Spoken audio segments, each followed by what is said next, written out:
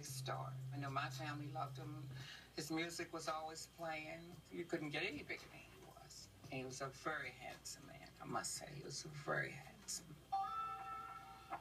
I met Teddy in the 70s. I was coming down the street where I lived at. It was close to the studio where he recorded. And he called me over to his car, and it was a Rolls Royce. I thought he was a pimp because I wasn't used to people really having Rolls Royces. So that was the first time when I ran from him.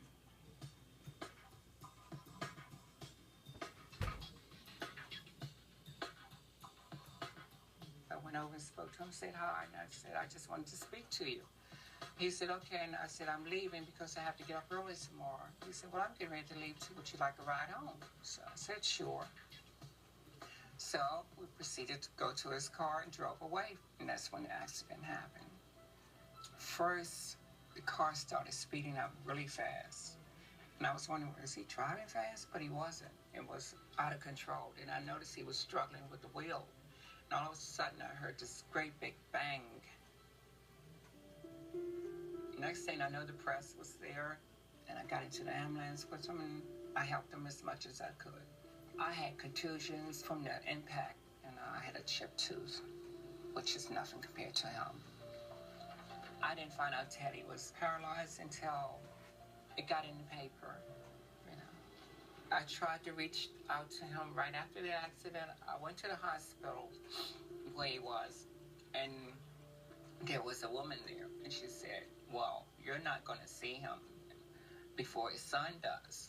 And she caused this big scene, and I just left.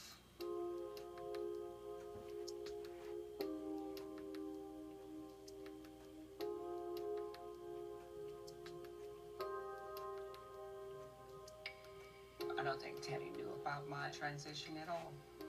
The hardest thing for me to read was for them to insinuate that there was a sex act going on, and it wasn't. After I had my surgery, I was going to go strong into the modeling career. And I had finally gotten into an agency, and then the accident happened. And that threw everything into a tailspin.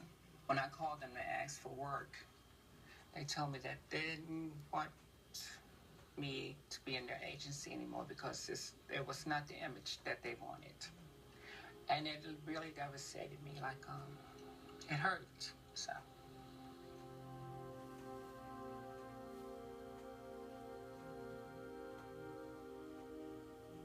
The doctors started giving me Valium, and the Valiums made me feel like I could deal with things better, and I got hooked on them, and I became strung out on drugs later.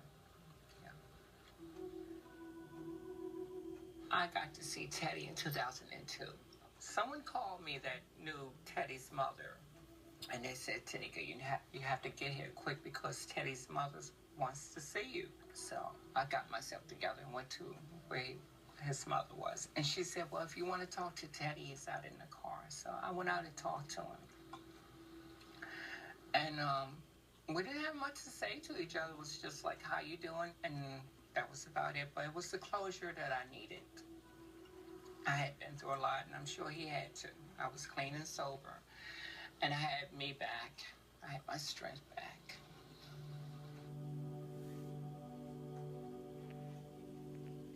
I was lying in my bed and it came on the news. And I did cry, and I said a prayer for him, but I was sad.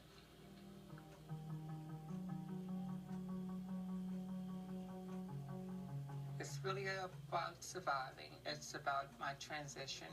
It's about the accident with Teddy, but it's mostly about survival. You know, and I feel like if I can do it, I hope I can give some strength to a lot of girls like me, and people, period. Next, Kim Kardashian, Naomi.